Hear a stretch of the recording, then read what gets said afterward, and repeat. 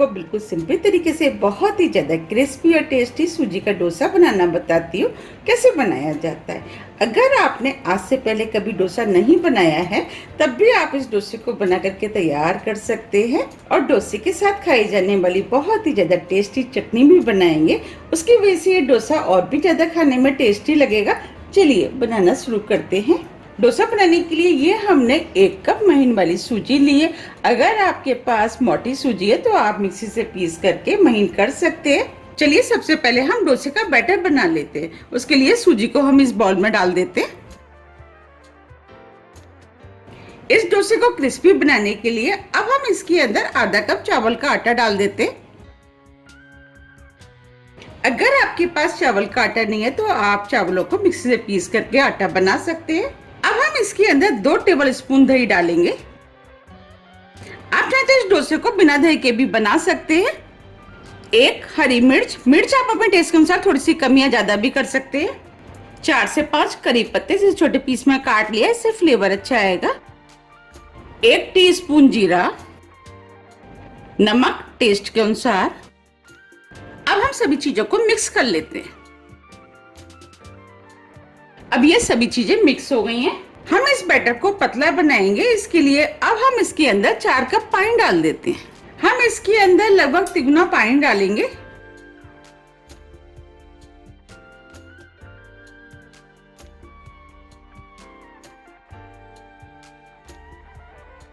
अब हम पानी को अच्छे से मिक्स कर लेते हैं।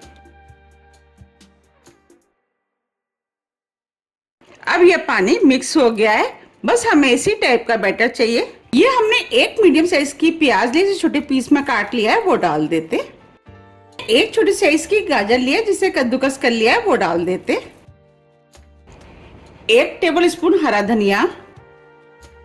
अब हम सभी चीजों को मिक्स कर लेते।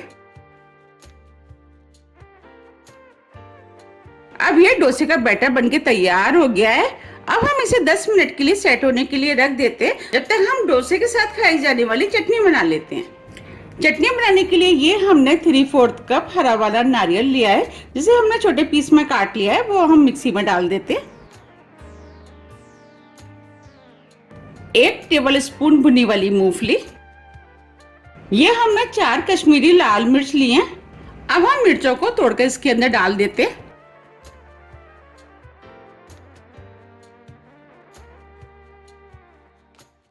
अगर आपके पास कश्मीरी लाल मिर्च नहीं है तो आप इसकी जगह 1 टेबल स्पून लाल मिर्च का भी इस्तेमाल कर सकते हैं। ये हमने आधी छोटी साइज की प्याज ली है, वो डाल देते।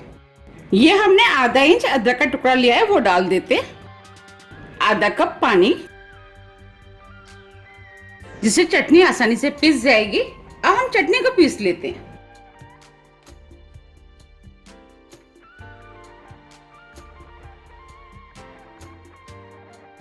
अभी यह चटनी काफी गाढ़ी है। अब हम इसके अंदर आधा कप पानी और डाल देते हैं और चटनी को दोबारा से पीस लेते हैं।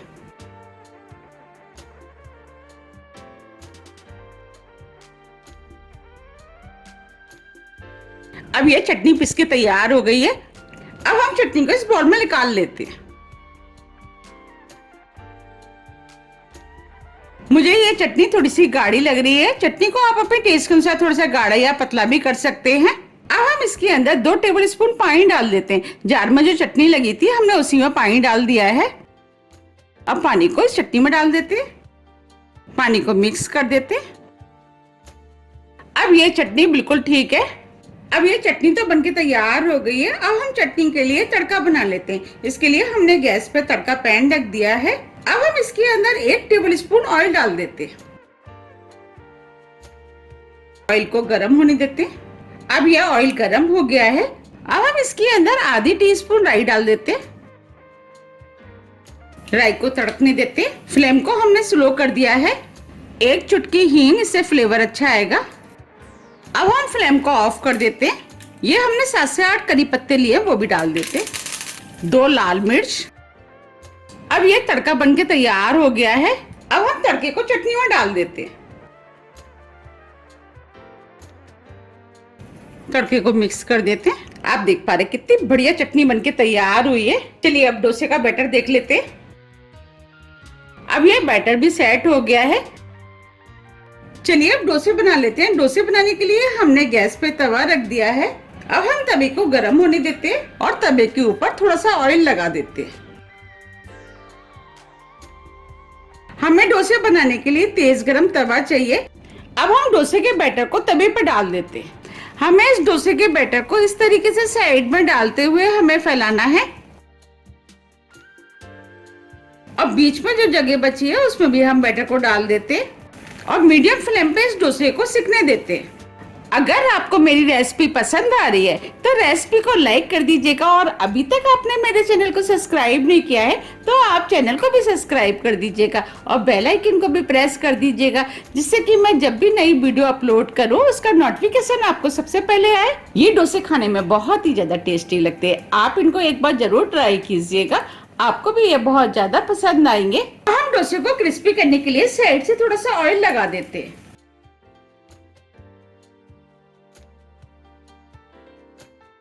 थोड़ा सा ऊपर से भी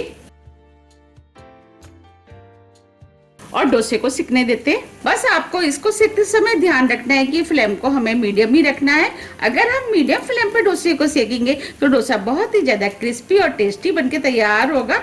अब ये डोसा सेक गया है और क्रिस्पी भी हो गया है। डोसे को सेकने में 4 से 5 मिनट का टाइम लगता है। अब हम डोसे को फोल्ड कर लेते हैं।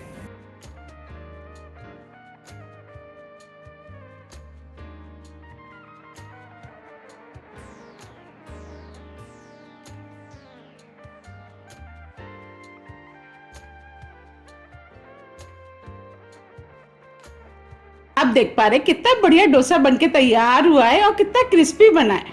अब हम इसे प्लेट में निकाल लेते हैं।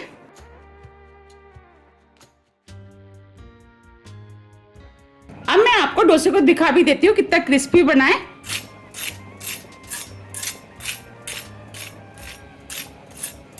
बना है ना कितना क्रिस्पी। अब हम तवे पे दूसरा डोसा डालेंगे, उससे पहले हम तवे पे ऑयल लगा देते हैं और बैटर को इस तरीके से हम डाल देते हैं।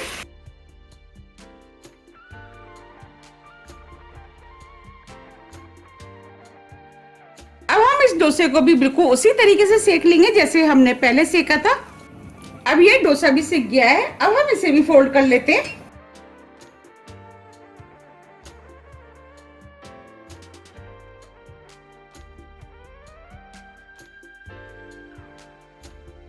देखिए कितना बढ़िया सूजी का डोसा बनके तैयार हुआ है।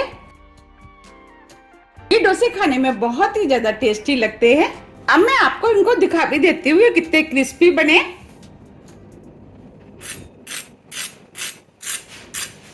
देखिए बने हैं ना कितने क्रिस्पी। अब मैं आपको पास से भी दिखा देती हूँ। देखिए कितने बढ़िया लग रहे हैं। अब मैं आपको तोड़ के भी दिखा देती हूँ।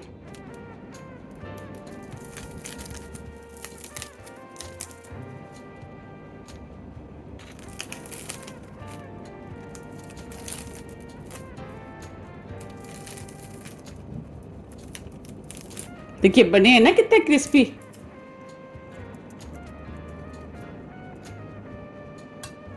इन डोसों को जो मैंने चटनी बनाई है उसके साथ अगर इनको खाएंगे तो ये खाने में और भी ज्यादा टेस्टी लगते हैं।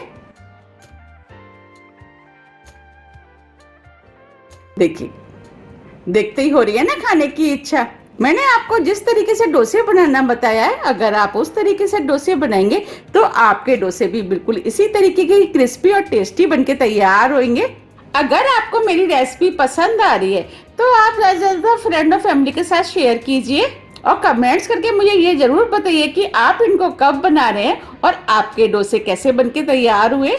अगर आपको मेरी रेसिपी थोड़ी भी पसंद आती है तो रेसिपी को लाइक कीजिए, चैनल को सब्सक्राइब कीजिए और ज़्यादा से ज़्यादा शेयर कीजिए। अब हम फिर मिलते हैं इसी तरह की टेस्टी रेसिपी के साथ। जब तक के लिए नमस्कार।